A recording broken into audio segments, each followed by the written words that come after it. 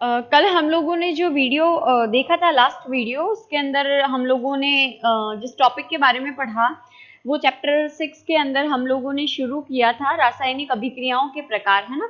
तो रासायनिक अभिक्रियाओं के प्रकार के अंदर हम लोगों ने पहला प्रकार जो था, जिसको संयोजन या संयुग्मन प्रकार कहते हैं, वो हम लोगों ने पढ़ लिया था।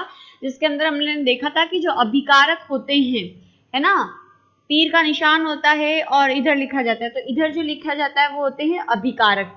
तो अभिकारक क्या करते हैं बेटा, यहाँ पर पहला है और ये दूसरा अभिकारक है, यहाँ पर जुड़ रहे हैं ना, तो वो संयोजित हो रहे हैं, जुड़ रहे हैं, जुड़कर क्या बनाते हैं, नया उत्पाद बनाते हैं। ठीक है, तो इस अभिक्रिया को हम क्या कहते हैं, संयोजन अभिक्रिया कहते हैं, संयुग्मन कहते हैं। ये हम लोगों ने देख लिया था, है ना। आज जो हम दूसरा प्रकार पढ़ने वाले हैं अभिक्रिया का, वो है हमारा अपघटन। अपघटन का मतलब क्या होता है, अपघटन का मतलब होता है टूटना। यहाँ अभिकारक क्या हो रहे थे बेटा, संयोजन में जुड़ रहे थे, तो अपघटन अभिक्रिया में क्या होगा, ये जो अभिकारक होंगे वो क्या होंगे, टूटेंगे, तो उसे हम क्या कहेंगे, अपघटन अभिक्रिया।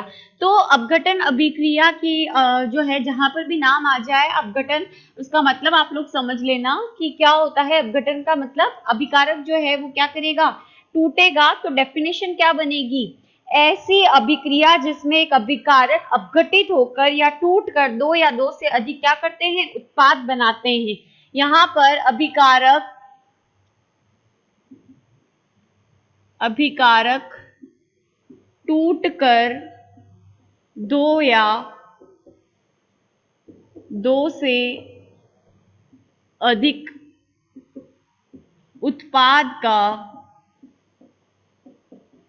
निर्माण करते हैं।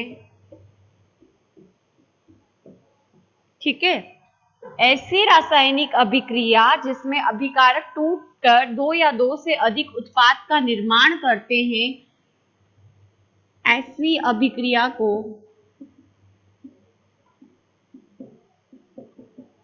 अपघटन अभिक्रिया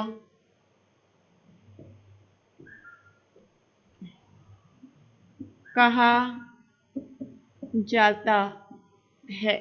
समझ में आ गया, ऐसी रासायनिक अभिक्रिया जिसमें अभिकारक टूटकर दो या दो से अधिक उत्पादों का क्या करते हैं, निर्माण करते हैं, ऐसी अभिक्रिया को हम क्या कहते हैं, अपघटन अभिक्रिया कहते हैं। अब यहाँ पर अभिकारक क्या हो रहा है बेटा, टूट रहा है। अगर एक एग्जांपल दूं, पत्थर को हमें तोड़ना है तो क्या मारना पड़ेगा, हथौड़ा, यानी हमें कोई तो चीज चाहिए जो जिससे हम क्या कर सके, उस अभिकारक को तोड़े, है ना। तो तीन पदार्थ होते हैं, जैसे कि पहला अगर मैं लूं, पहला प्रकार लेती हूं मैं विद्युत। विद्युत के माध्यम से क्या किया जाता है, अभिकारक को तोड़ा जाता है। दूसरा अगर मैं लेती हूं तो वो है ऊष्मा, ठीक है, और तीसरा है प्रकाश। इन तीन चीजों से अभिकारक को क्या किया जाता है, तोड़ा जाता है। कौन कौन से हैं, तीन घटक, पहला है विद्युत, दूसरा ऊष्मा और तीसरा प्रकाश।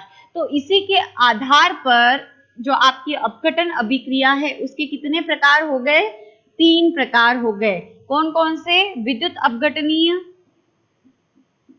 अभिक्रिया, ठीक है, दूसरा ऊष्मीय अपघटन अभिक्रिया, ठीक है, और तीसरा प्रकाशीय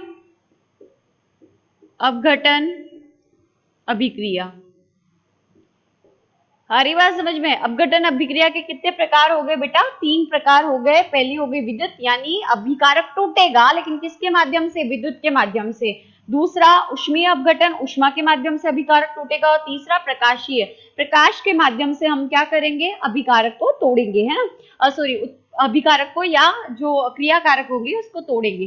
तो सबसे पहला लेते हैं, अब आपको फर्स्ट इसका टाइप देखना है कि विद्युत अपघटनीय जो अभिक्रिया होती है वो क्या होती है। तो विद्युत अपघटन इस प्रकार की जो अभिक्रिया होती है उसमें किसी यौगिक को किसके माध्यम से तोड़ा जाता है, विद्युत के माध्यम से तोड़ा जाता है। तो एग्जाम्पल जैसे कि H2O, ठीक है, इसके अंदर क्या किया जाता है, जब भी विद्युत धारा प्रवाहित करवाई जाती है तो क्या चीज बनेगी, एक तो हाइड्रोजन गैस बनती है और एक ऑक्सीजन। ये क्या है, लिक्विड है, और ये क्या हो गई, गैसेस हो गई। तो हम इनकी स्टेट लिख देते हैं। तो हाइड्रोजन है, अब देखो बैलेंस है क्या इक्वेशन, यहाँ हाइड्रोजन के कितने परमाणु है? 2। इधर है ऑक्सीजन के कितना है? 1। लेकिन यहाँ कितना है? 2। अब अगर O तो कुछ हो नहीं सकता, तो यहाँ पर हम O2 लिख रहे हैं, तो इसके आगे की भी क्या लगाएंगे? 2। तो कितना हो गया? ऑक्सीजन तो 2 हो गया, लेकिन अब ये क्या हो गया? 4। तो इसके आगे भी क्या लगा देंगे? 2। तो ये हमारी क्या हो गई? इक्वेशन बैलेंस हो गई। तो जल के मॉलिक्यूल में विद्युत धारा प्रवाहित करवाई जाती है तो हाइड्रोजन और ऑक्सीजन गैसेस हमको प्राप्त होती है। ये तो इसका पहला एग्जाम्पल हो गया। दूसरा एग्जाम्पल और क्या है इसका? जैसे कि NaCl है ना, NaCl जो होता है उसके अंदर हम क्या करते हैं? विद्युत धारा को प्रवाहित करवाते हैं। तो किसके अंदर टूट जाता है? NaCl में विद्युत धारा प्रवाहित करवाने पर सोडियम में प्लस Cl2 में, किसमें? क्लोरीन गैस हमको मिलती है। और क्या मिलती है? हम लोगों को मिलती है सोडियम जो होता है लवण। तो ये क्या होता है? इसको एक्वस सॉल्यूशन बनाया जाता है। डायरेक्ट विद्युत धारा कैसे प्रवाहित करवाओगे? नमक NaCl किसका? लवण का सूत्र है, NaCl है ना। लेकिन इसको पानी में मिक्स करके क्या की जाती है? पहले नमक लेते हैं, नमक को पानी में मिक्स कर दिया, NaCl को किसमें कर दिया? पानी में मिक्स कर दिया, फिर उसके बाद उसमें करंट को क्या करा? फ्लो करवाया, तो ये एक्वस हो गया। अब ये सोडियम एक्वस रहेगा, ये पानी में मिक्स रहेगा, और ये क्या हो जाएगी?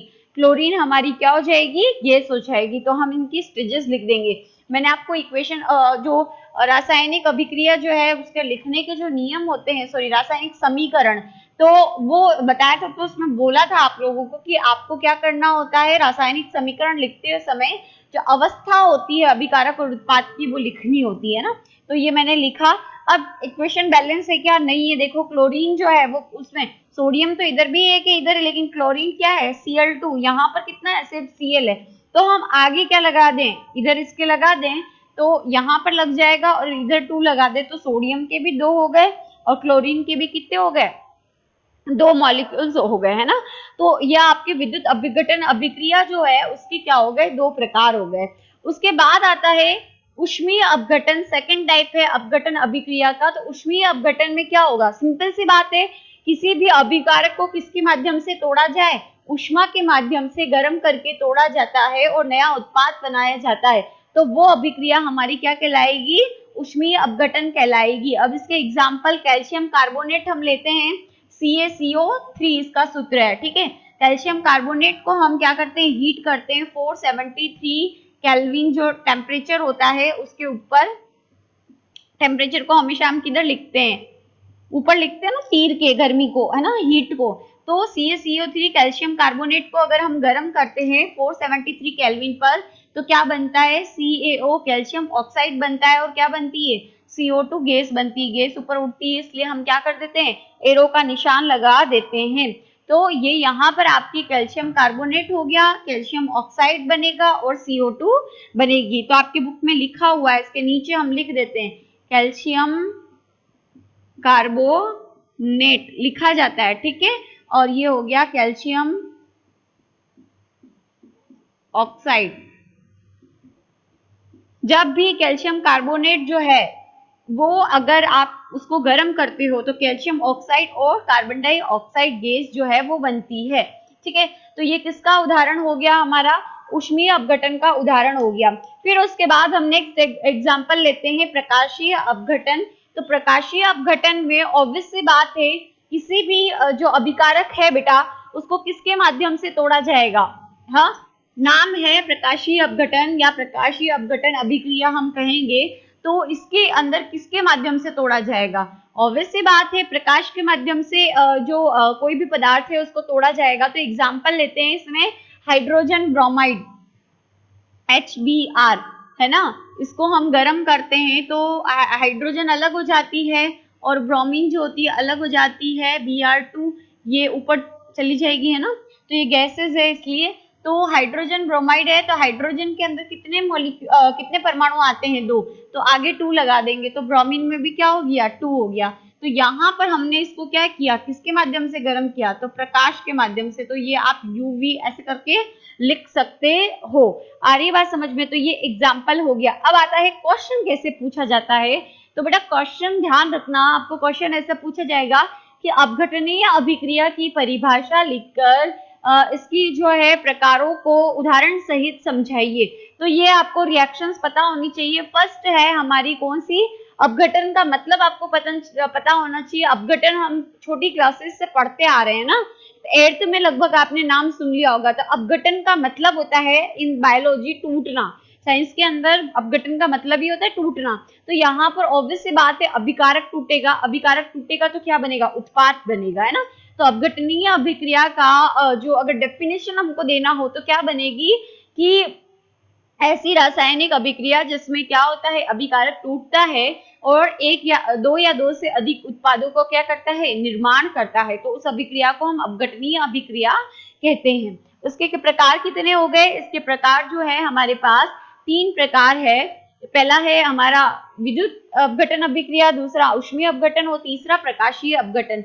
कि हम किस पदार्थ की सहायता से क्या कर रहे हैं, तोड़ रहे हैं, हमारे जो अभिकारक है या क्रियाकारक है उसकी जिसकी मदद से तोड़ा जा रहा है उसी आधार पर। तो अगर हम अभिकारक को विद्युत की मदद से तोड़ रहे हैं तो विद्युत अपघटनीय ऊष्मा के माध्यम से तोड़ रहे हैं तो ऊष्मीय अपघटन अभिक्रिया, और प्रकाश के माध्यम से तोड़ रहे हैं तो प्रकाशीय अपघटन अभिक्रिया होगी। समझ में आ गया। एग्जाम्पल H2O, यहाँ पर जल को और NaCl को, इधर हम लोग कैल्शियम कार्बोनेट को और उधर हाइड्रोजन ब्रोमाइड को हम लोग क्या कर रहे हैं, तोड़ रहे हैं।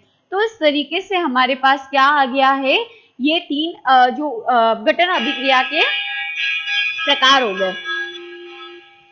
इसके बाद अगर एक प्रकार और मैं लेती हूं तो वो है हमारा विस्थापन। विस्थापन के बाद हम विस्थापन नेक्स्ट वीडियो में पढ़ेंगे, बट हाँ अपघटन के साथ में एक और पढ़ा देती हूँ। पहले आप विस्थापन को समझें ताकि आपको जो है कंफ्यूजन नहीं हो साथ में। तो नेक्स्ट हमारा जो प्रकार है वो है रासायनिक अभिक्रिया का 3rd टाइप जो हम पढ़ने वाले हैं वो है विस्थापन।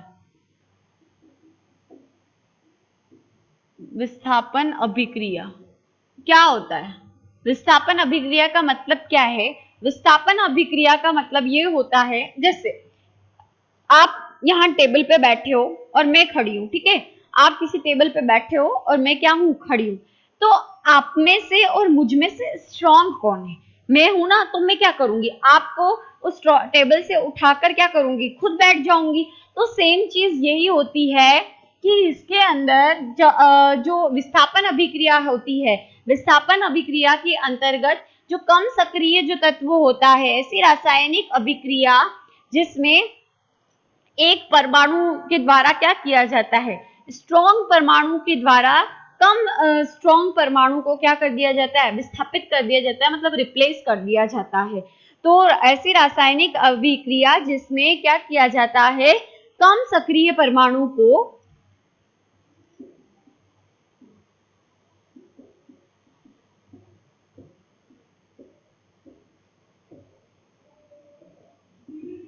जिसमें कम सक्रिय परमाणु को अधिक सक्रिय परमाणु द्वारा विस्थापित कर दिया जाता है, विस्थापित कर दिया जाता है, ठीक है। विस्थापित करने का मतलब क्या होता है, जगह ले लेना। जैसे ये A और ये B, ये परमाणु एक समूह बना रहे हैं या आपस में जुड़े हुए हैं। यहाँ पर ये C परमाणु है, ठीक है, ये एक समूह बना रहे परमाणु, ये C परमाणु है। बट ये C जो है वो स्ट्रॉन्ग है, किसके कंपैरिजन में, इस A, ये वीक है ना, ये वीक है और ये स्ट्रॉन्ग है। तो अब क्या होगा, ये क्या करेगा, इसकी जगह आके लग जाएगा और इसको क्या कर देगा, निकाल देगा। तो क्या बन जाएगा, A C के साथ जुड़ जाएगा और ये बेचारा जो है वो क्या हो गया, सॉरी B के साथ क्यों कौन जुड़ गया, C, और ये A अलग हो गया। आ रही बात समझ में। यहाँ पर क्या हुआ है, ये एक समूह था परमाणुओं का जिसमें A और B साथ में थे और C यहाँ पर है। तो A जो है वो वीक है और C क्या है, स्ट्रॉन्ग है, ठीक है। हमेशा इसमें A और B जो समूह है उसमें एक में प्लस चार्ज होगा और एक में माइनस, और विस्थापित करने वाले पर भी क्या चार्ज होगा, प्लस चार्ज होगा। तो ये माइनस वाला हमेशा प्लस के साथ रहता है, ठीक है। यहाँ पर एक ग्रुप है तो उसमें इसके ऊपर प्लस चार्ज है, इसके माइनस। तो ये जो B है ये माइनस चार्ज वाला ये हमेशा किसके साथ जोड़ा बना रहेगा, प्लस के साथ। भाई प्लस के साथ ही होगा, माइनस माइनस माइनस दूर भागते हैं, प्लस प्लस दूर भागते हैं ना, हमको पता है। तो यहाँ पर ये जो माइनस है वो प्लस के साथ क्या करता है, जोड़ा बनाता है, ठीक है। तो अब यहाँ पर एक प्लस वाला और आ गया है, तो ये ज्यादा स्ट्रॉन्ग है, ये क्या है, वीक है, तो ये बी वाला किसके साथ जुड़ जाता है, इस स्ट्रॉन्ग वाले के साथ रहना पसंद करेगा। अब आप भी क्लास के अंदर लेते हो, आपका दोस्त है, ठीक है, आपकी कोई आप मतलब काम चलाओ दोस्ती रख रखी है आपने, लेकिन उससे भी कोई इंटेलिजेंट इंसान आ गया है क्लास में, तो आप किसका फ्रेंड बनना पसंद करोगे, उस इंटेलिजेंट का करोगे ना भाई, है ना। तो ये अभी तक ऐसे एग्जाम्पल समझ सकते हैं कि दो बच्चे थे, ए और बी, दोनों क्लास में सिर्फ ये दो ही थे, ठीक है। तो बी वाला जो है वो ए को फ्रेंड बना के रह रहा है, क्यों, क्योंकि उसके पास और कोई ऑप्शन नहीं है। लेकिन क्लास में एक और आ जाता है सी, जो कि क्या है, इस ए से क्या है, ज्यादा स्ट्रॉन्ग है, तो इस बी ने किसको फ्रेंड बना लिया, इस सी को फ्रेंड अपना बना लिया। तो सेम सिचुएशन यही होती है, विस्थापन करना मतलब जगह ले लेना, तो ये सी वाला इस ए की क्या करेगा, जगह ले लेगा। तो ऐसी रासायनिक अभिक्रिया जिसमें कम सक्रिय परमाणु को अधिक सक्रिय परमाणु के द्वारा विस्थापित कर दिया जाता है, मतलब उसकी जगह क्या की जाती है, ले ली जाती है। एग्जाम्पल अगर हम देखते हैं तो copper sulphate CuSO4 plus Zn zinc की अभिक्रिया करवाते हैं, है ना, तो क्या बनता है, ZnSO4 प्लस Cu। आगे बात समझ में, यानी ये कॉपर सल्फेट था, इसकी अभिक्रिया हमने करवाई जिंक धातु से, ठीक है, तो क्या बन गया, जिंक सल्फेट, ठीक है, कॉपर अलग हो गया। तो क्या समझ रहे हो, इसके ऊपर जिंक धातु है तो प्लस चार्ज होता है धातु के ऊपर, और इसके ऊपर सल्फेट माइनस चार्ज है ना। तो ये यहाँ पर सेम यही अभिक्रिया हो रही है कि कॉपर जो है वो क्या है, वीक है, और जिंक क्या है, स्ट्रॉन्ग है इससे। तो जिंक ने क्या किया, इसको निकाल दिया, इसीलिए क्या बन गया, जिंक सल्फेट और कॉपर अलग हो गया। आ रही बात समझ में। तो कहने का मतलब यहाँ पर ये है कि जिंक जो है वो अधिक अभिक्रियाशील है किसके, कॉपर के कंपैरिजन में। अब क्वेश्चन कैसे आता है, क्वेश्चन इस तरीके से आता है कि हमने एक विलियन लिया ए, ठीक है, उसमें जिंक के टुकड़े डाले, है ना, एक विलियन लिया ए जिसमें हमने जिंक के टुकड़े डाले। विलियन ए का कलर जो था, यानी एक बीकर लिया, इसमें हमने विलियन लिया, ठीक है, और इस विलियन का कलर कैसा था, नीला था। इस तरह से क्वेश्चन घुमा के आता है बेटा, विलियन का कलर कैसा था, नीला था। अब इसके अंदर हमने जिंक धातु के क्या डाले, टुकड़े डाले, तो जो नीला कलर था जिंक से जिंक के टुकड़े के धातु डालने के बाद हमने उसको हिलाया, तो जो जिंक धातु है उसके डालते ही ये नीला कलर जो है वो डिसअपियर हो गया, ठीक है, और एक कोने में थोड़ा सा नीले जो है पार्टिकल्स हमको क्या हुए, नजर आए। बाकी ये पूरा जो लिक्विड है वो कैसा हो गया, कलरलेस हो गया, रंगहीन हो गया। तो ऐसा क्यों हुआ, है ना। तो आप बताइए कि ये जो विलियन है वो कौन सा है और कौन सी अभिक्रिया का उदाहरण है। तो देखो कॉपर सल्फेट का कलर कैसा होता है, नीला होता है ना। तो कभी लेब में आओगे तो लेब में हम लोग आपको दिखाएंगे भी सही, जो कॉपर सल्फेट होता है उसका रंग कैसा होता है बेटा, नीला होता है ना। तो कॉपर सल्फेट का रंग नीला होता है, इसीलिए पहले विलियन का रंग कैसा था, नीला था। लेकिन जैसे ही हमने जिंक को डाला तो जिंक ने किसकी जगह ले ली, कॉपर की जगह ले ली। तो ये पूरा सॉल्यूशन और जिंक सल्फेट बना, और जिंक सल्फेट जो है वो क्या हो गया, रंगहीन हो गया, रंगहीन हो गया। तो इसीलिए बाकी सारा जो कंटेंट था वो क्या हो गया, रंगहीन हो गया। और कॉपर अलग हो जाता है, तो ये कॉपर एक जो तली के अंदर थोड़ा सा साइड में क्या हो जाता है, इकट्ठा हो जाता है। तो इसीलिए यहाँ पर क्या हो गया है, जो विस्थापन है वो कर दिया गया है जिंक के द्वारा, किसका, कॉपर का। इसीलिए ये विलियन जो है वो रंगहीन हो गया। बात समझ में आ रही है कि सबसे पहले हमने विलियन लिया वो नीला था, वो विलियन जो है वो नीला जो था वो बाद में जैसे ही हमने जिंक के टुकड़े डाले वो रंगहीन हो गया, मतलब नीला कलर उसका गायब हो गया। नीले कलर के थोड़े से पार्टिकल हमको इस बीकर के कोने में मिले। तो ऐसा क्यों हुआ, कौन सी अभिक्रिया का उदाहरण है, तो ये ऑब्वियस सी बात है, विस्थापन अभिक्रिया का उदाहरण है। और जो विलियन लिया था वो नीला हमने कॉपर सल्फेट का लिया था। जैसे ही जिंक के टुकड़े डाले तो जिंक ने किसको रिप्लेस कर दिया, कॉपर को रिप्लेस कर दिया, ठीक है, और जिंक सल्फेट बन गया। जिंक सल्फेट जो है वो रंगहीन है और कॉपर यहाँ पर तली पे जम गया। तो ये आपको अभिक्रिया लिखनी होती है और बताना होता है कि कौन सी अभिक्रिया है। तो ये आपकी एग्जाम्पल हो गया किसका बेटा, आप लोगों के एग्जाम्पल हुआ विस्थापन अभिक्रिया का, ठीक है। तो ये आप लोगों को अच्छे से पढ़ना है, इसको एग्जाम के अंदर पूछा जाता है, कोई ना कोई रिएक्शन आपके बुक की आती पर रिएक्शन आती जरूर है, तो इसे ध्यान से देख लें।